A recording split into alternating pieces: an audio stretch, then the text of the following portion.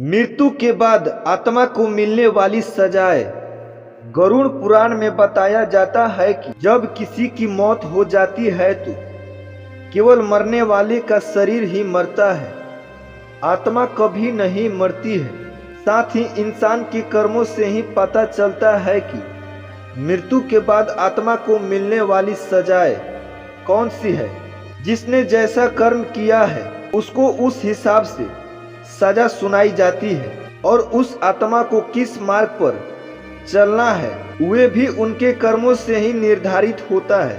3 मार्ग जहां पर आत्माओं को ले जाया जाता है। गरुड़ पुराण के मुताबिक आत्मा को 3 मार्ग पर चलना होता है और सभी मार्ग से गुजरने वाली आत्माओं को कुछ समय के लिए अलग अलग लोक में रहना होता है। उसके बाद ही वे सब मृत्यु लोक में प्रवेश करते हैं। हालांकि उसके पश्चात ही अधिकतर आत्माओं को यहीं पर जन्म लेना और यहीं पर मरकर पुनः जन्म लेना होता है और यहीं से निर्धारित किया जाता है कि आत्मा को कौन सी सजाएं मिलेगी। तो आइए जानते हैं उन 3 मार्ग के बारे में जहां से आत्माओं को गुजरना पड़ता है। आप ये भी सुनना पसंद करेंगे, हिंदू धर्म में मृत्यु के बाद शिशुओं को क्यों दफनाया जाता है। गरुड़ पुराण के अनुसार मरने के बाद आत्मा को क्या क्या सजा मिलती है। गरुड़ पुराण में ऐसा वर्णन मिलता है कि यमराज के दूत आत्मा को यमलोक तक ले जाते हुए और उसे नरक से मिलने वाले सजा या दुखों से रूबरू कराते हैं।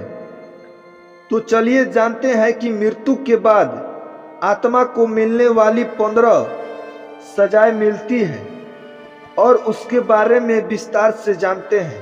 पहला, जो लोग दूसरे के पैसे लूटते हैं, ऐसा माना जाता है कि उन्हें यमदूत रस्सी से बांधकर नरक में मारते हैं और अगर वे बेहोश हो जाते हैं तो उनको होश में आने के बाद फिर उन्हें पीटा जाता है। जो नाजायज संबंधों के मजे लेते हैं, बाद में मरने के बाद उस तरह की आत्माओं को पहले कोड़े से पीटा जाता है। नरक का ये हिस्सा उन पति या पत्नियों के लिए होता है जो अपने पति या पत्नी के साथ तब तक ही रहते हैं जब तक उनके पास पैसा और खुशी रहती है।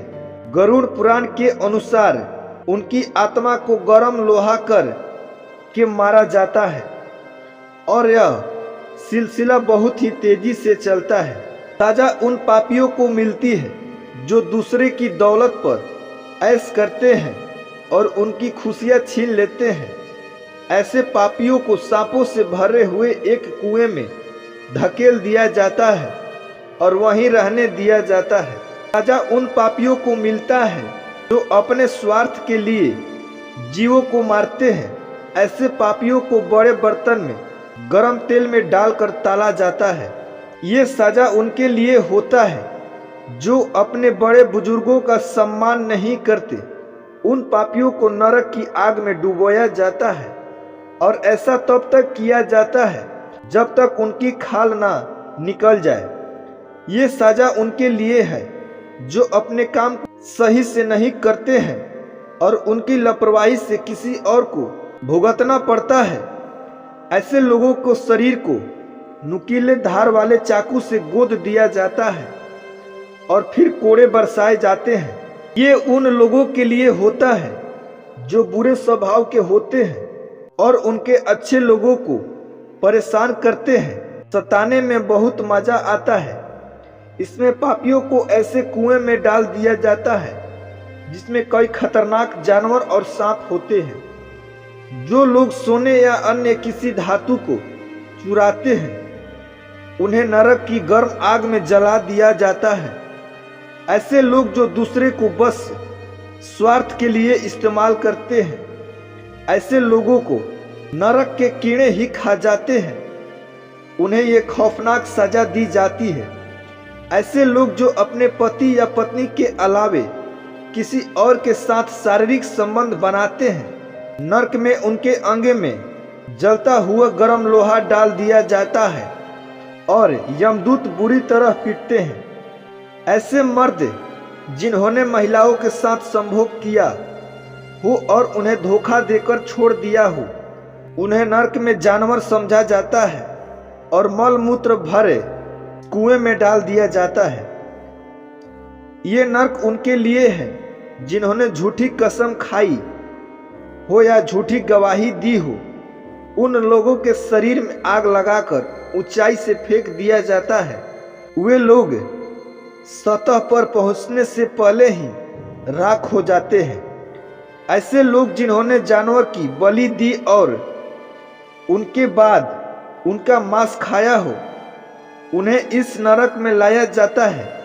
जितने जीवों को पापियों ने मारा होता है, वे सारे यहाँ उपस्थित होते हैं और उनको चीर कर खा जाते हैं। जो लोग जीवों के मांस का और उनके शरीर का व्यापार करते हैं, उन्हें यहाँ लाया जाता है और कुछ राक्षसी जीव उन्हें खा जाते हैं। गरुड़ पुराण के अनुसार यकीन कर लिया जाए तो दुनिया से सारे पाप मिट जाएंगे। इन पापों को जानकर किसके मन में खौफ नहीं हो जाएगा। तो दोस्तों, आपको यह सच्ची कहानी कैसी लगी, कमेंट करके जरूर बताएं। धन्यवाद।